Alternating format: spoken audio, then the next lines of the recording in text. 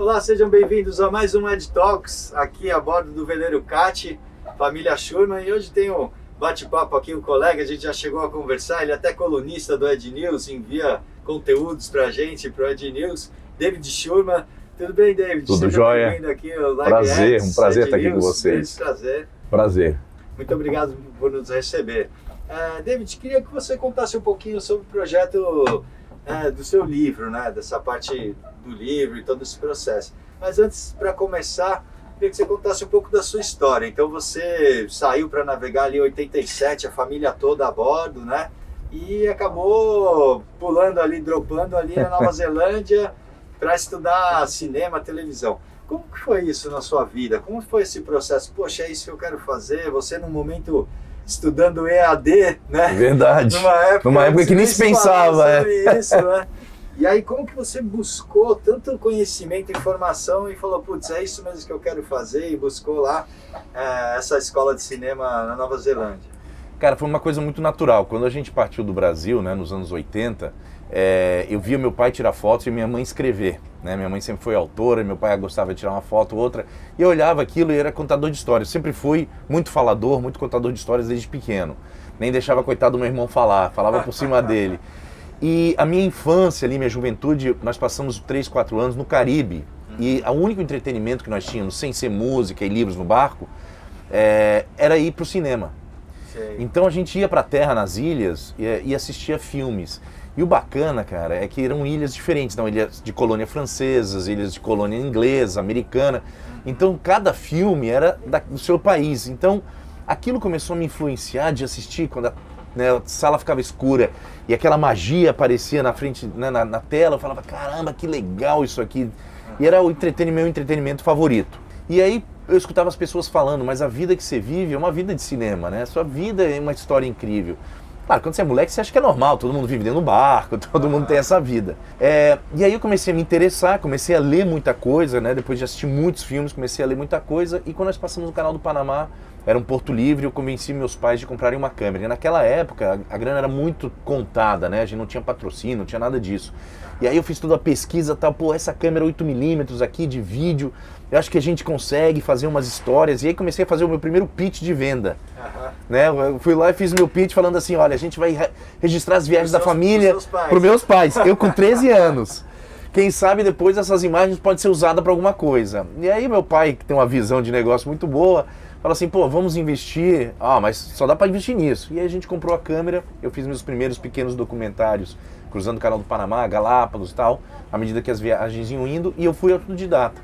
Eu realmente fui fazendo, lendo, perguntando para pessoas quando eu via em algum lugar que tinha uma câmera, e eu fui aprendendo a fazer. Quando nós chegamos na Nova Zelândia, eu estava com 15 para 16, eu falei, cara, eu quero estudar isso, é o que eu quero fazer da minha vida, eu adoro. Peguei meu irmão para fazer uns curta-metragens no barco e tal, mas eu falei assim, não, eu quero fazer realmente isso.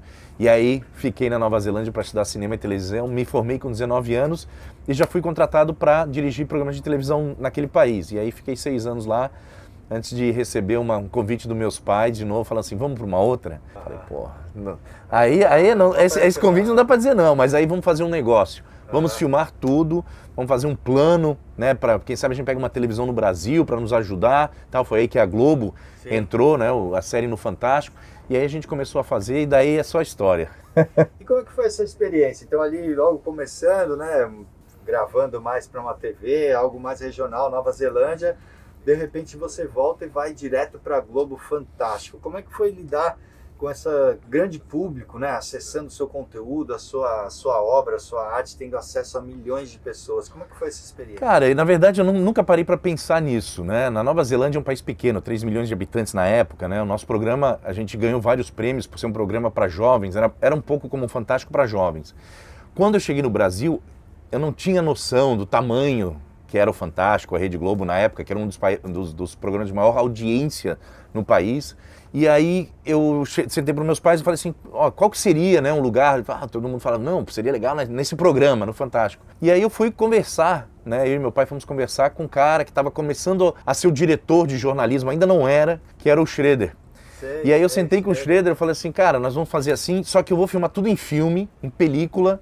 Nós vamos mandar os filmes para Los Angeles, Hollywood, para ser revelado lá e telecinado. Depois nós vamos mandar para vocês as fitas beta e vai ser uma qualidade incrível. Ele olhou pra mim e falou assim, esse moleque É maluco. é louco, não sabe de nada, não sabe fazer as coisas, tá em outra. E aí, cara, ele falou assim, faz um piloto, consegue fazer um teste, um piloto? Eu falei, claro. Aí eu falei para meus pais, qual é a ilha oceânica, assim, bacana, diferente que tem e tal? Ilha da Trindade. Pô, a Ilha da Trindade tem uma coisa diferente lá. Falei, vamos pra Ilha da Trindade fazer um piloto lá. Aí fomos pra Ilha da Trindade, eu fui antes até com o navio da Marinha para fazer umas imagens aéreas. Isso é pré-drone, né? Não existia drone na época. Com o helicóptero da Marinha lá, que tinha um navio. E aí meus pais chegaram e a gente filmou. Aí chegou de volta pra Globo lá, fui estudar em filme, telecinei, dei na mão do pessoal de jornalismo, a gente fez o roteiro e eles cuidam do editorial, então eles editavam. Editaram a matéria, botaram no ar e aí deu ibope pra caramba. Aí o pessoal olhou e falou, pô, tem alguma coisa aqui. E naquela época nós fomos uma das primeiras equipes que não eram de dentro da Globo para fechar um contrato de 2 anos e meio para gerar matéria todo domingo, um domingo por mês pro Fantástico. Eu nunca pensei na audiência que estava vendo, eu sempre, como a gente faz, né? Eu acho que o artista, ou a pessoa que está contando uma história, ela tem o que as pessoas vão reagir, mas nunca o tamanho do público. A gente nunca pensa, né? Vão ser milhões ou vão ser não sei quantas mil. Você faz um trabalho bem feito e espera que as pessoas reagem bem, que entendam aquilo que você está contando de história. E para nós, essa série era incrível, né? Na época eram, não sei, 20 milhões, 30 milhões para mais de pessoas que assistiam uma vez por domingo. Foi um sucesso mesmo, o Brasil todo, né? Da minha geração. Uma geração inteira, exato. No outro programa, de 35 mais, todo mundo assistiu. Lembra, 100%, né?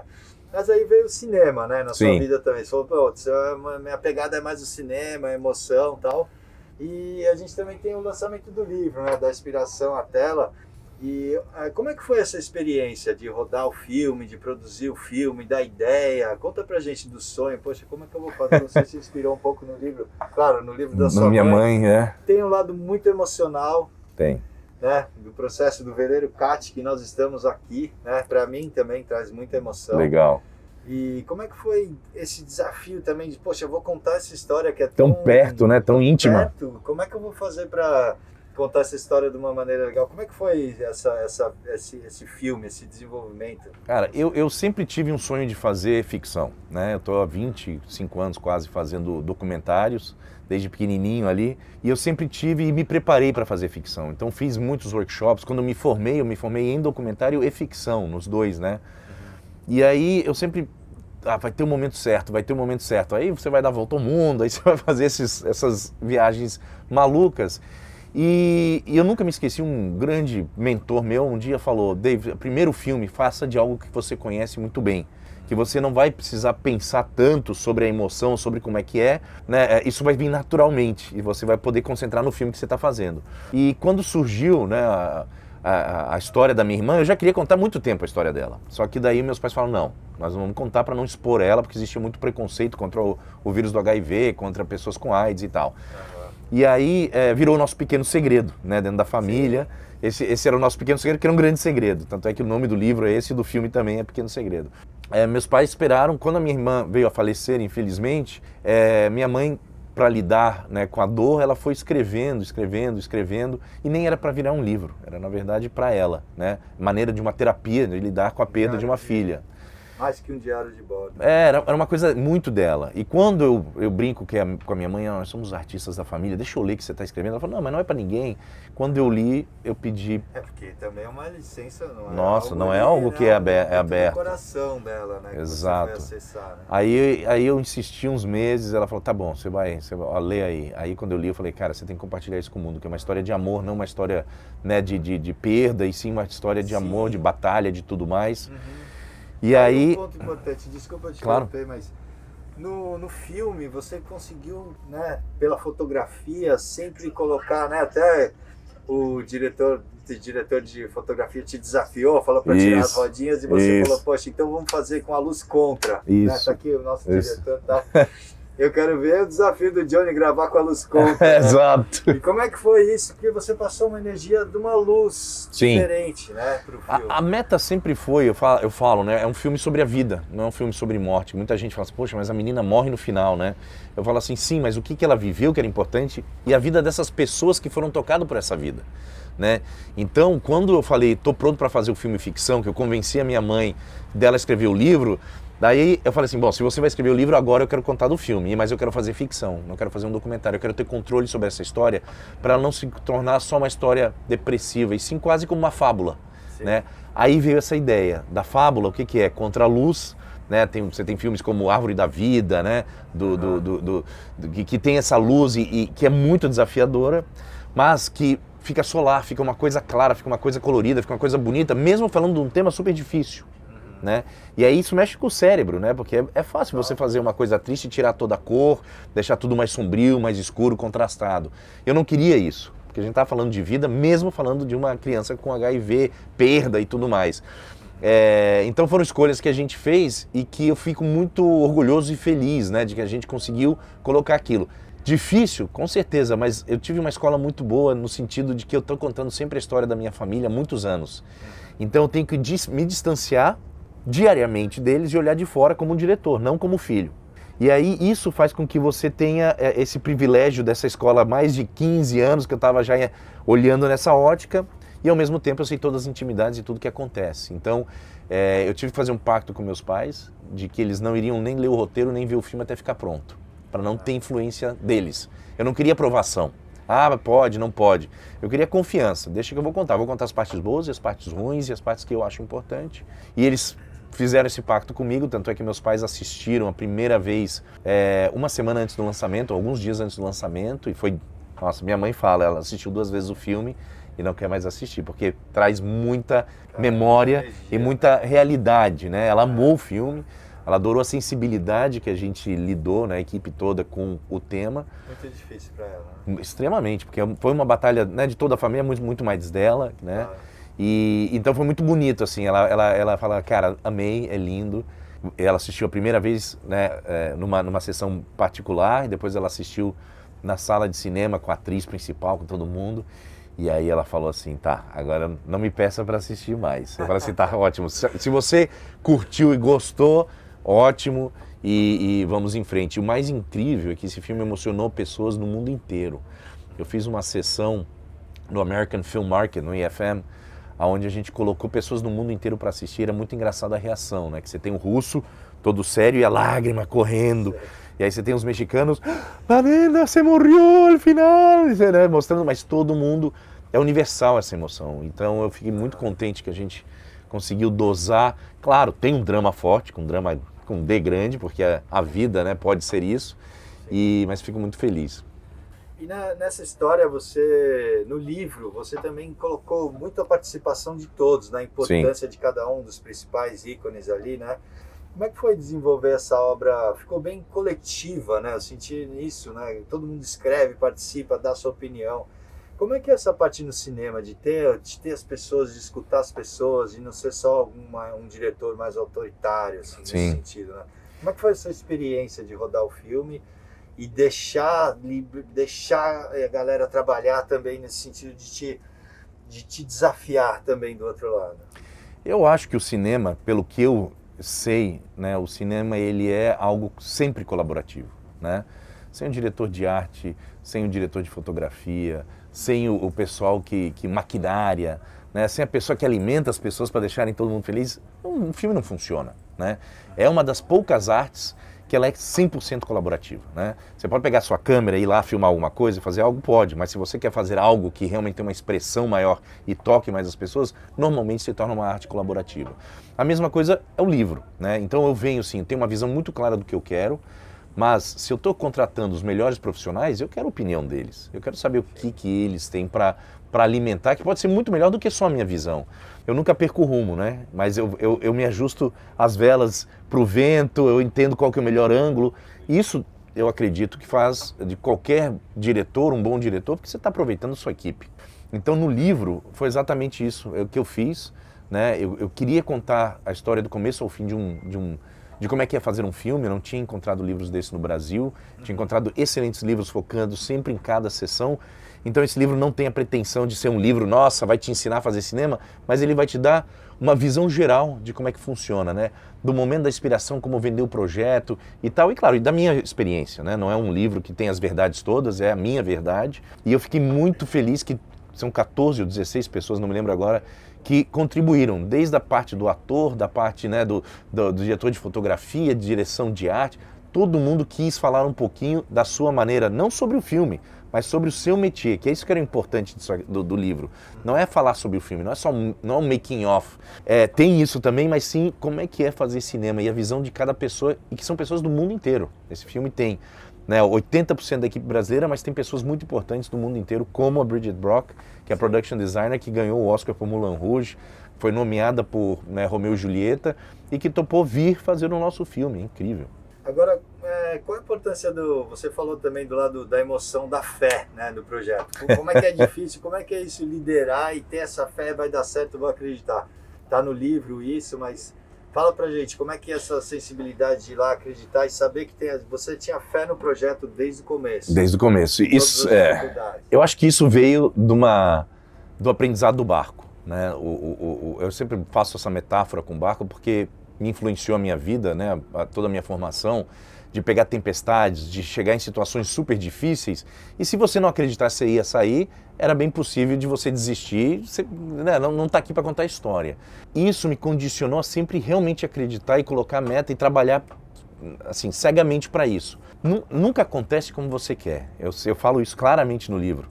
Nunca o projeto vai ser exatamente e no timing que você quer. Você tem que estar pronto para ter um super plano e uma visão e saber como um barco navegando contra o vento. Você vai de zigue-zague. Quem é navegador sabe, você não consegue ir reto, se o vento vem de lá, você tem que fazer em zigue-zague. E é exatamente isso. Com o Pequeno Segredo, com todos os projetos cinematográficos, da família, de tudo, é sempre assim. Você bota lá a fé, faz um plano realístico. Não adianta você achar, é um filme de 50 milhões de dólares e você consegue captar 50 mil reais para fazer o filme. Todo filme pode ser feito com qualquer orçamento.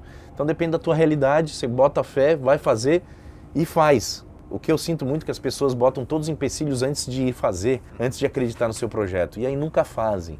E aí depois você faz o primeiro e fala, pô, dá certo. Pode errar. Eu já fiz filme que não tenho grande orgulho, eu tenho orgulho da produção, mas não do produto final. E aí você vai indo e você vai melhorando e você vai acreditando e aquilo vai te dando uma resiliência para acreditar. Quando você vê, cara, você está fazendo e a coisa vai.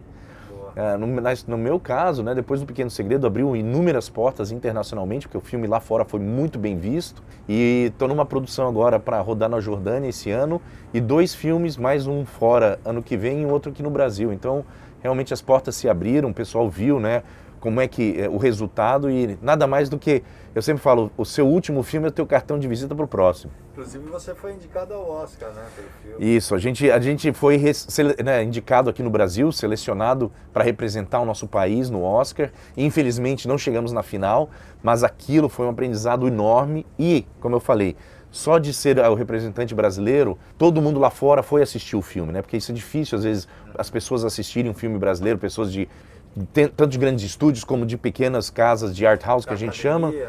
Academia, né? O filme ser projetado na academia, muita gente lá assistir, foi incrível, né? E aí você começa a entender que aquela persistência de fazer o filme bem feito, de lutar pelo filme, ela acaba dando certo. Mesmo não indo, né, para a final, a gente teve ali uma abertura, né? E para todos nós, todo mundo que trabalhou no filme, teve uma satisfação muito grande e começou a abrir outras oportunidades. Bom, quero agradecer aqui, David, eu trouxe o livro aqui, vou pedir uma dedicatória. Opa!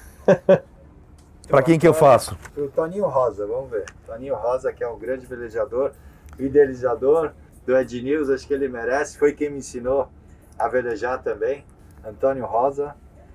E é um grande prazer estar aqui, né, nesse veleiro CAT, com toda a sua família, e te dar os parabéns por esse projeto maravilhoso, né, mais uma história. E também trazer proximidade com Voz dos Oceanos, né? Tem muita coisa pra gente fazer também por aqui. Cara, brigadão. Obrigado, David. Valeu. Convite aqui do Ed News. Deixa um recado pro pessoal do Ed News, que está nos assistindo aqui. Muito obrigado. Pessoal do Ed News, acompanhem as aventuras aí da Voz dos Oceanos, da família Shearman. Queremos convidar vocês, né, para entrar nessa grande jornada e ajudar a fazer desse, né, mundo um lugar cada vez melhor, tanto através do cinema, como através, né, de todas as iniciativas que a gente faz a cada dia. Obrigadão, pessoal. É isso aí. Ed Talks vai ficando por aqui. Muito obrigado. Semana que vem tem mais.